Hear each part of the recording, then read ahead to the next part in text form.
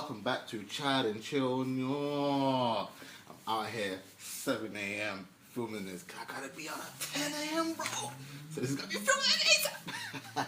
Anyway, let's get straight into the news for today. And let's start with interior design, ladies and gentlemen. Now, interior design student, yes, not professional yet, has been found for committing fraud, admitted to committing fraud last year, but has been able to avoid jail. Wondering how, ladies and gentlemen? Now, a lady by the name of Alison Enton, she basically made fake insurance claims for over £14,000 of lost electronics such as cameras, laptops, iPhones, iPads. Yo, she wasn't playing games. Surprised there wasn't a Mac in this list. After a university trip to Venice. Now, how she did pull off this scam was, hey, you know what?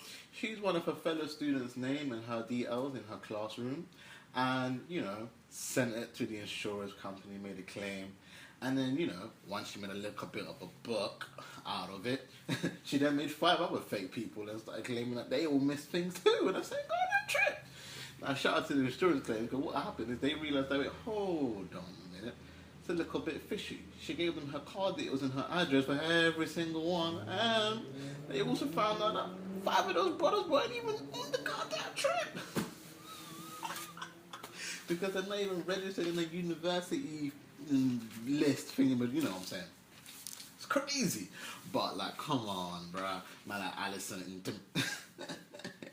you try to finesse, oh lord, man. She was supposed to get, she was sentenced to 18 months in jail, and she managed to avoid jail.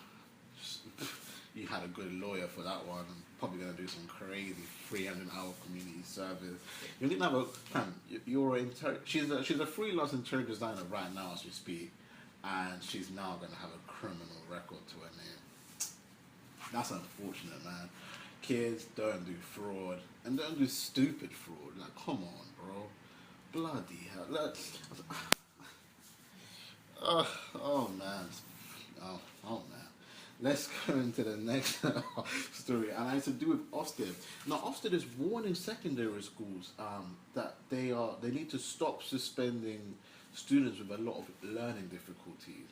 Now, what's happening is that Ofsted found out after doing a bit of investigation that a lot of these so-called students that aren't, academically able, or should I say, find it difficult in class to learn, are the ones that seem to have a very high suspension rate. Now, Ofsted are saying that suspension should only take place as follows. I'm looking at a complete different line there. But as follows, if it's for extreme behaviour such as violence, threat towards the teacher, or serious disruption in the classroom. Now, what's happening is that all of these so-called learning difficulty students, etc., all seem to be suspended around the exam period. Now, we all know what's going on there. Don't need to be a conspiracy theorist. We know they're trying to get their grades up by saying these students weren't here at the time. You zimmy. I'll end the conversation there. Comment in the section below if you understood. You zimmy. What they're trying to do. You know what I'm saying? Trying to get that A to C percentage on that. But anyway, a photographer was sued for overtaking. This story is actually funny. A photographer was sued for taking pictures at a wedding, right?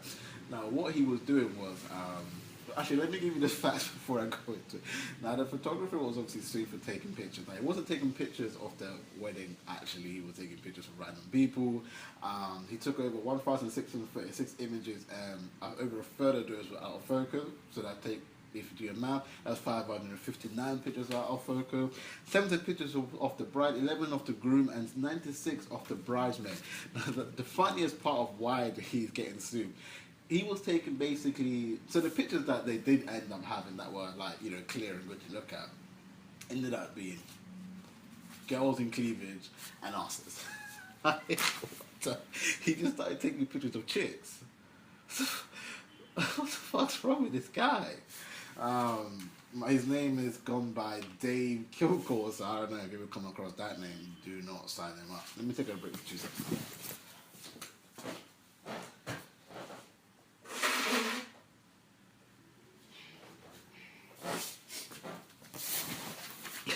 Yeah, if you come across that name, just do not sign him up, bro. Just don't do it.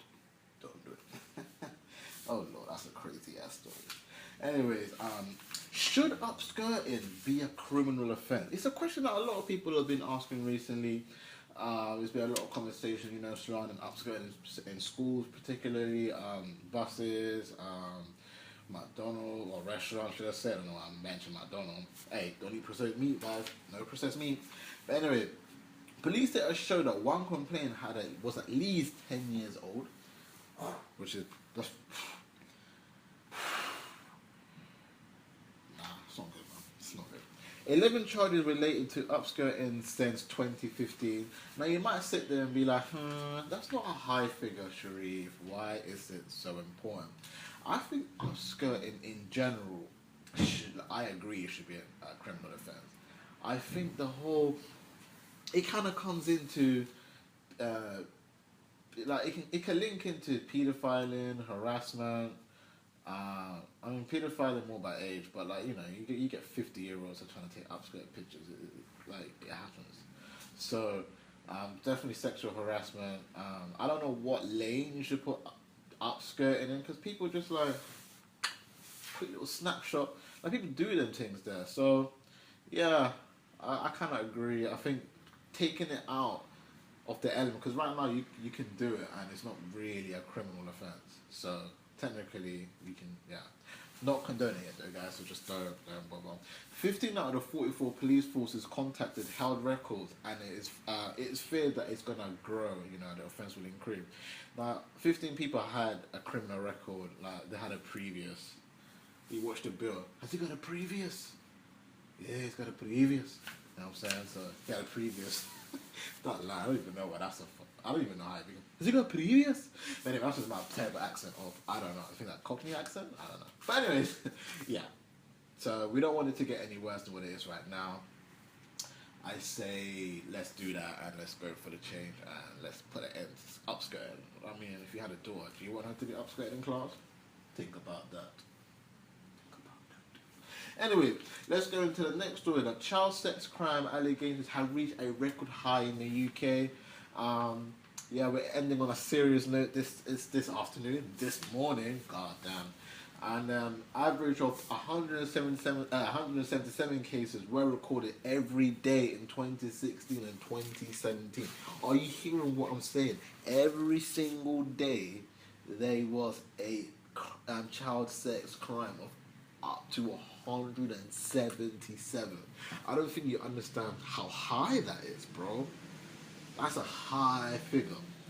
Now, I guess you want to know the total. The total was 64,667 cases reported offenders of children under 18, which was an increase of 15% from the previous year. Now, these allegations include things like rape, sexual assault, grooming. So, yeah.